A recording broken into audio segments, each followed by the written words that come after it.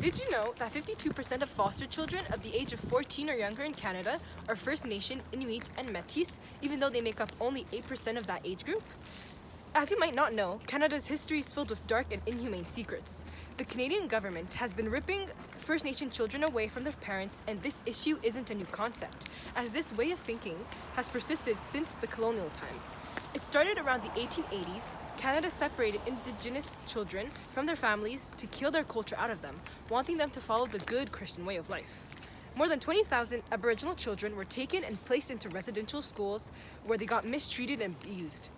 The schools slowly transformed into child welfare facilities as the government confirmed in 1960 that 50% of the children were there for foster care.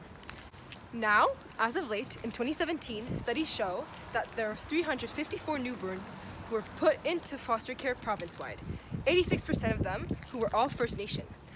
There are multiple factors that could give reason to Indigenous children being placed into foster care, such as poor housing and the lack of clean water in First Nation communities. These problems all stem from the government's underfunding of the foster care system and not giving enough support to the families.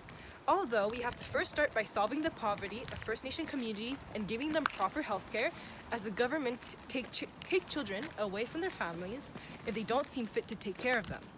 As Canadians, the First Nations are a part of our culture and our history, and we should give them support.